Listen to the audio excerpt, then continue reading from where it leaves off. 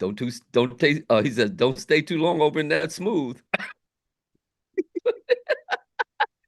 Oh man.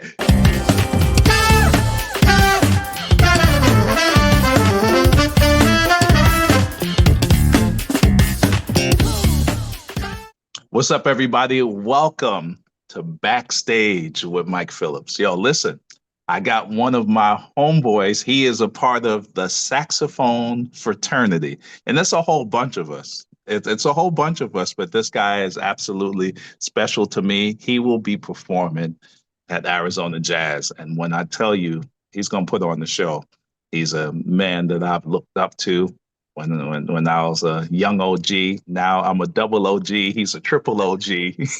Yo, give it up for my man, Marion Meadows. Show him some love. yo, now, Right. yo, Marion, Right. what's up, man? Now, you know what? It's really obvious that you are in shape. And I'm gonna tell you why.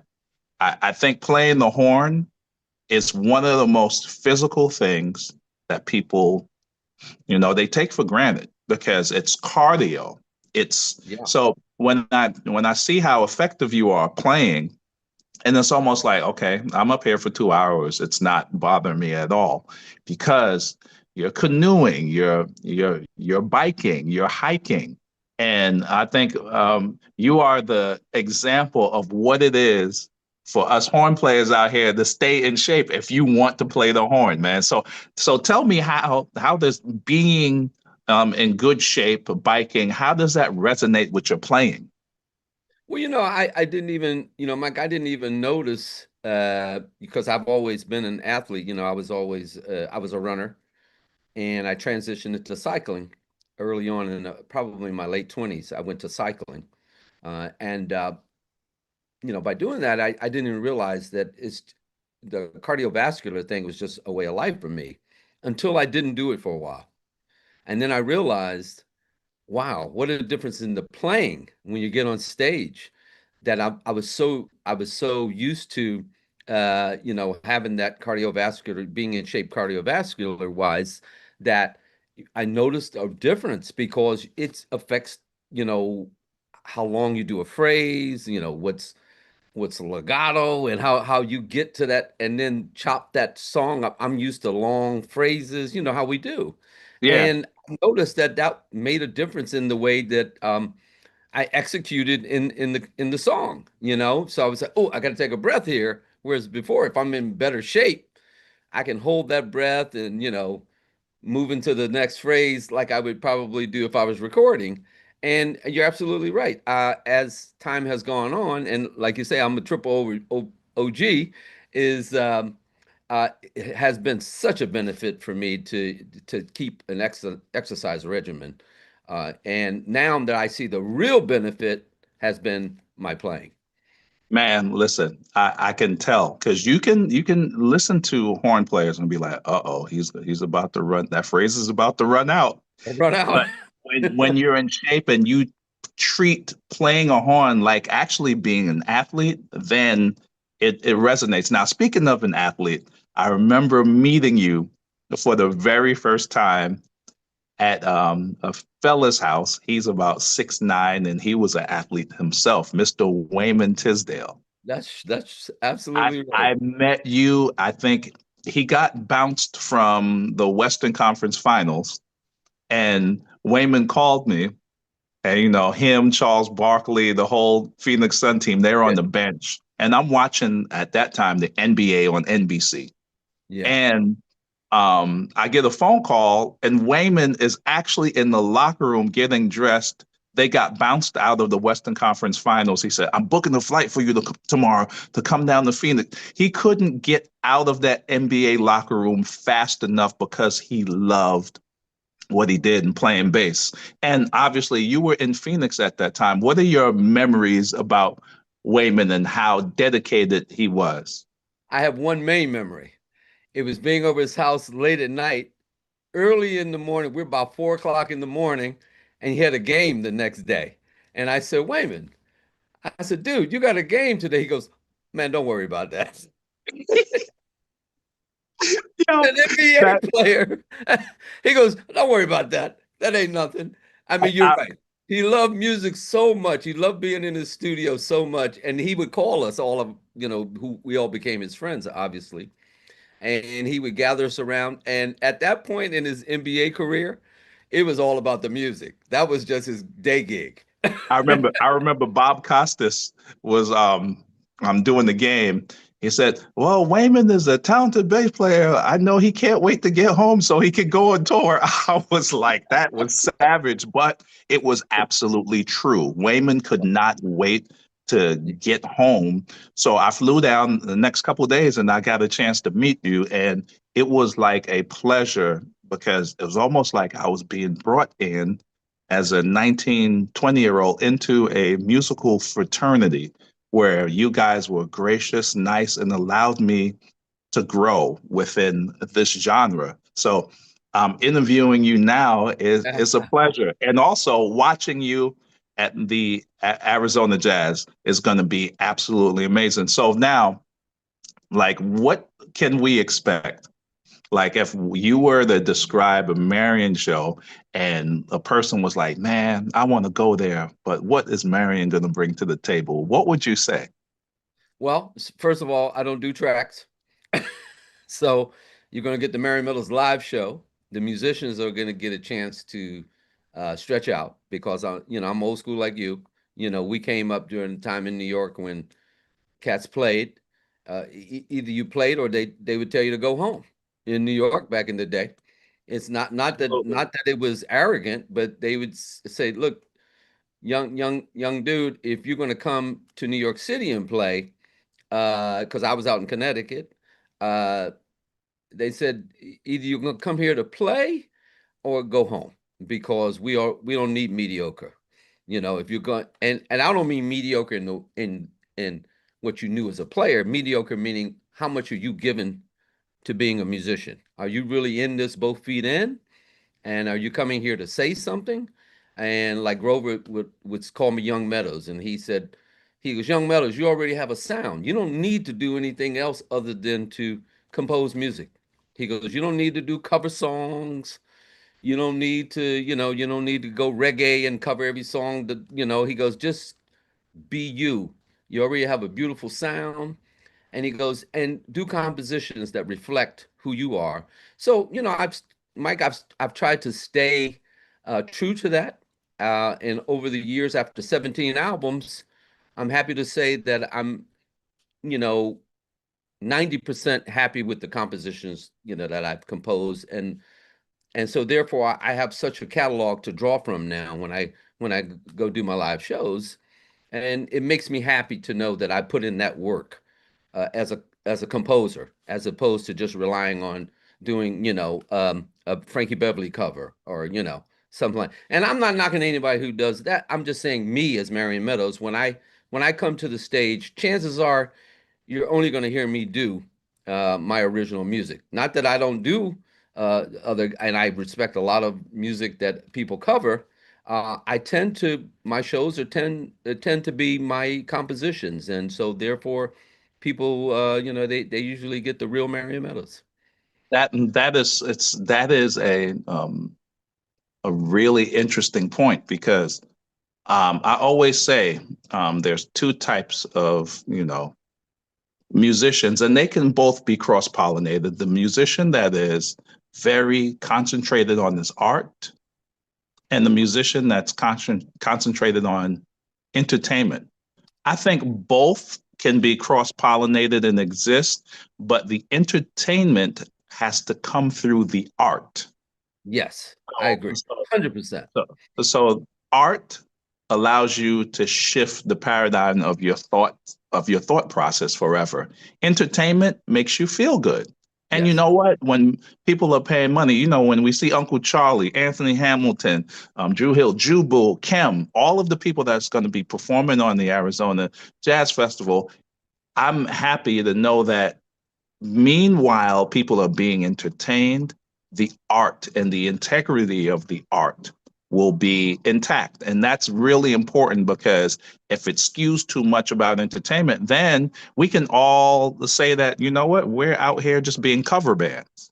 Exactly. And you cannot make art from copying the art of a cover band because your goal is to just make people dance. No, the goal as an artist is to express your art in a way where it can be entertaining. So, man, I'm so glad you touched on that. Now, mind you, you're going to be hitting the stage with Stephanie Mills, Babyface, Oh yeah. Stokely, Jubu, Eric Yeah. Benet.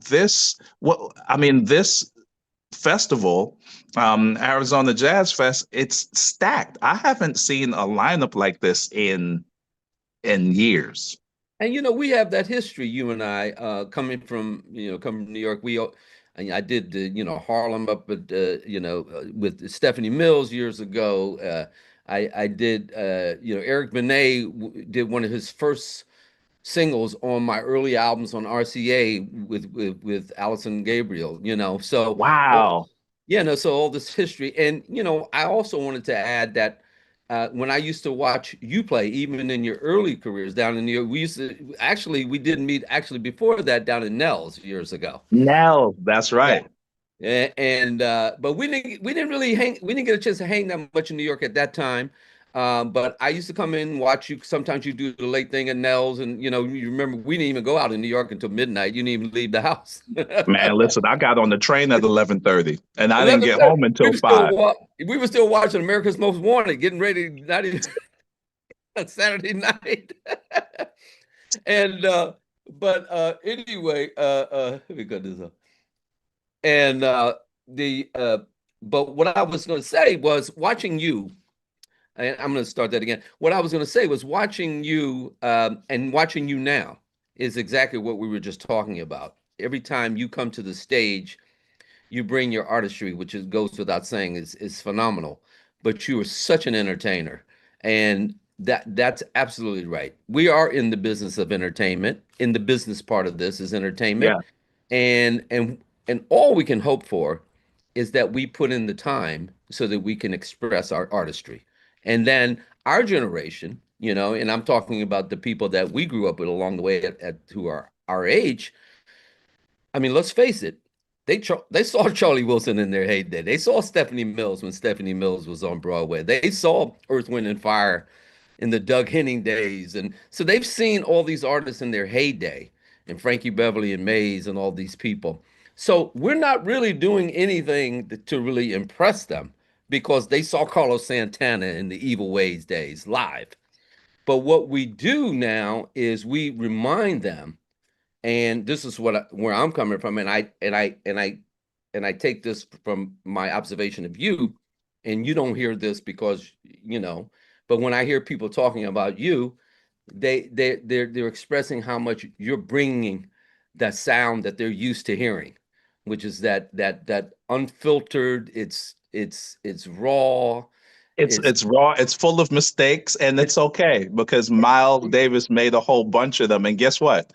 that's My what my thing is you're a half step away from making the note right. Yeah, that's it. That's it. You can always go.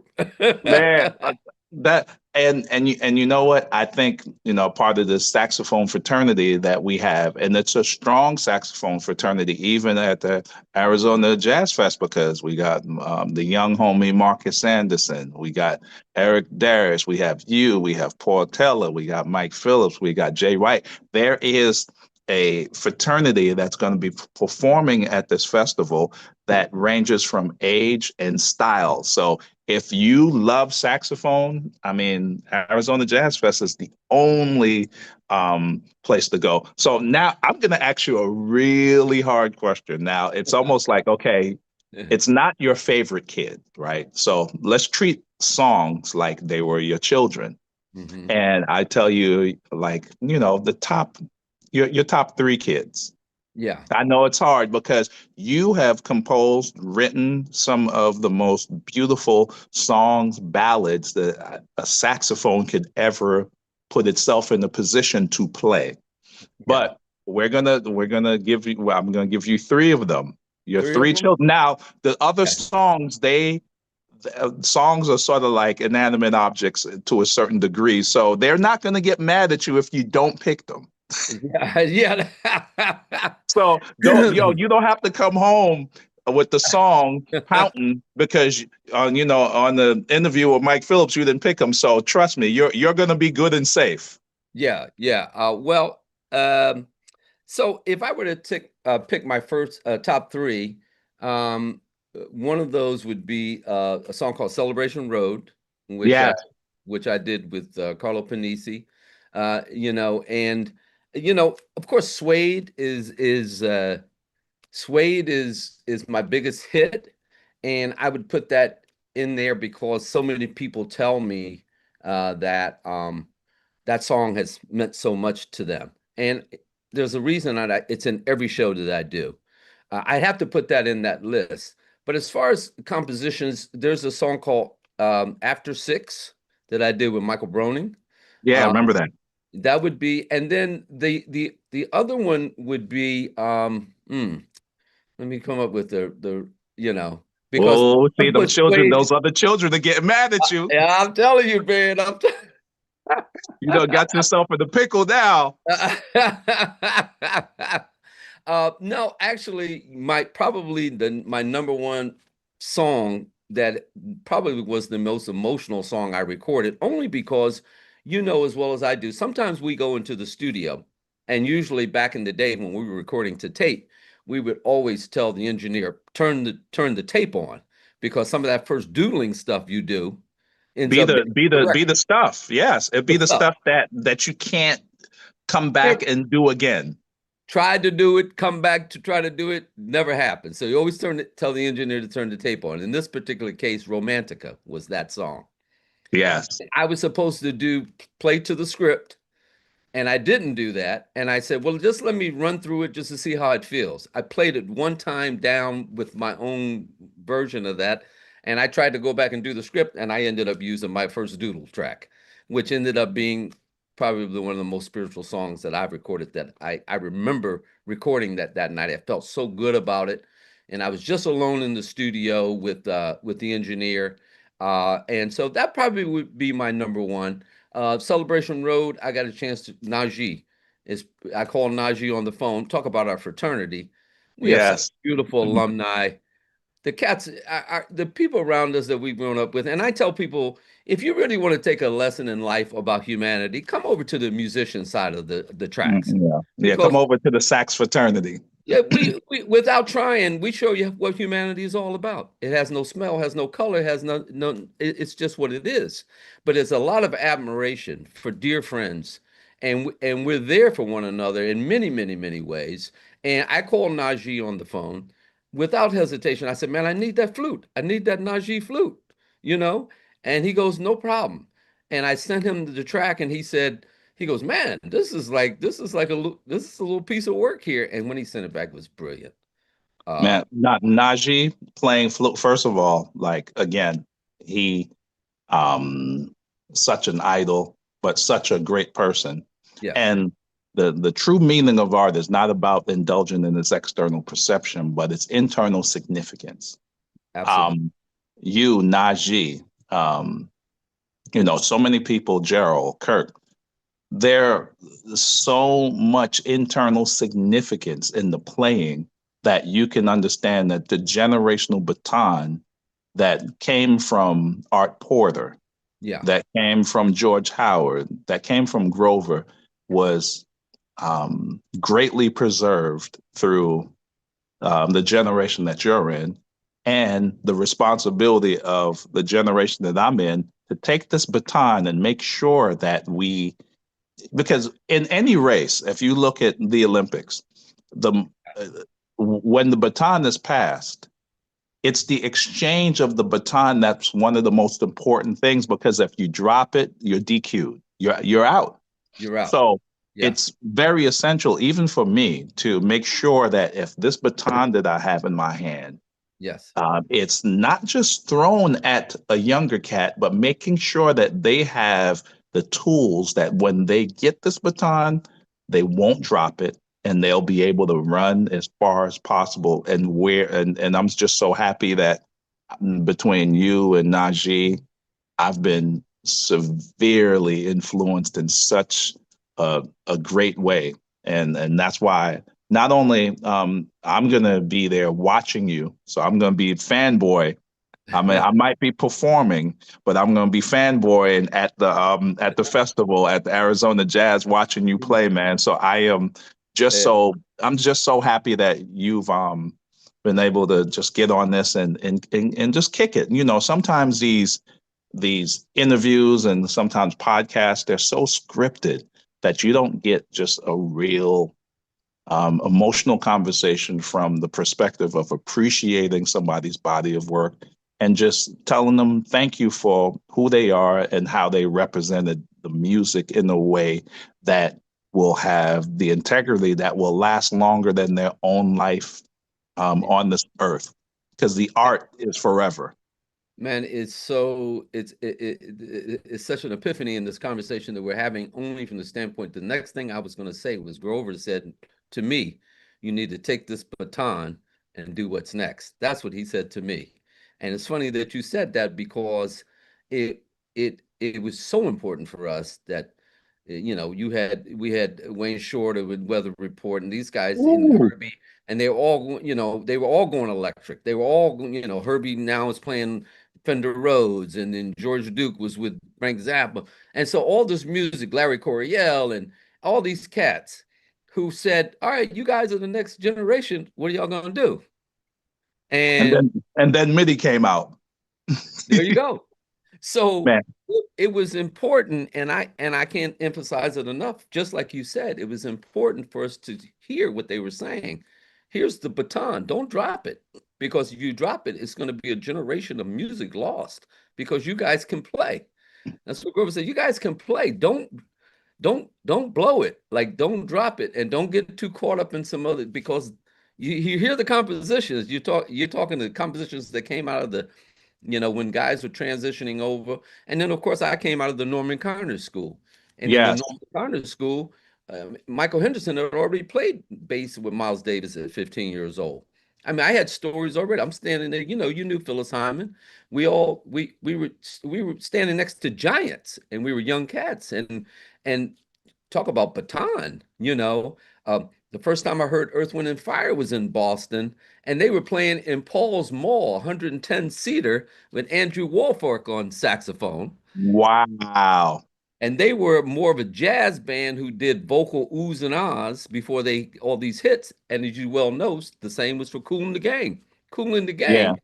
Gang, with the two brothers, and I mean, talk about baton. We had a heavy weight on our shoulders to do what was going to come next. So that's why I say I'm at least proud.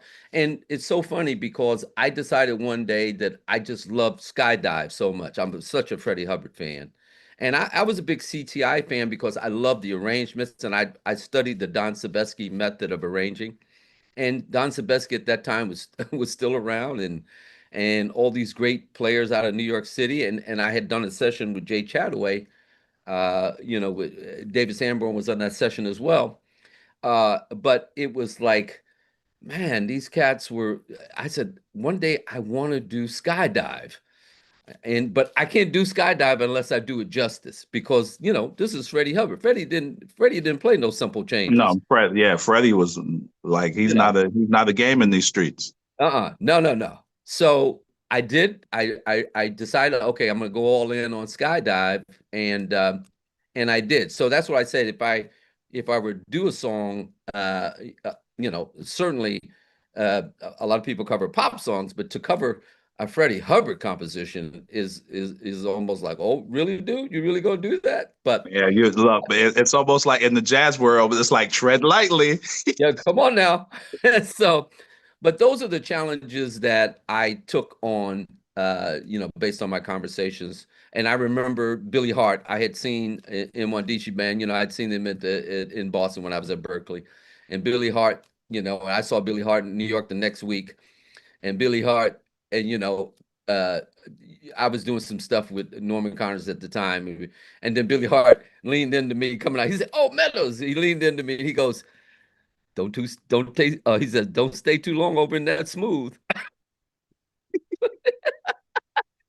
Oh man, yo, that's funny, man. Listen, the smooth sounds of Yeah. Marion Meadows gonna be on display November 7th through the 9th. AZ Jazz Fest. AZ Jazz. Now you Yes, can get sir. your tickets at azjazz.com, or you can call if you're a triple OG and you just want to pick up the phone, you can call 602-244-8444. We still call for tickets, man. I mean, some people ain't messing with the internet like that. Be like, Oh, hey, man, I'm trying to get to the AZ Jazz Fest. So, okay. yo, Marion, it is so good seeing you. And if you don't know the lineup yet, Charlie Wilson, Anthony Hamilton, Eric Benet, May is featuring Jubu, Kim, Stephanie Mills, Al Green, baby, Yeah. come on, Yeah. Babyface. And if we Come get on. to the jazz side, Jeff Bradshaw, Marion Meadows, Eric Darius, Ruben My dude. Studdard, Paul Tell. Come on. Come on. That's it. Yo, That's for it's going to be crazy. Marion, yo, real. thank you so much. Thanks, Mike. We Thank you love for being AZ Jazz Fest because AZ Jazz Fest gave me one of my early starts way back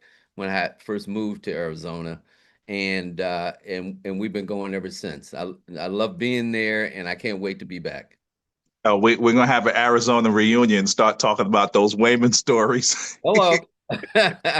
Yo, man, it's nothing but love, man. Absolutely, man. Yeah.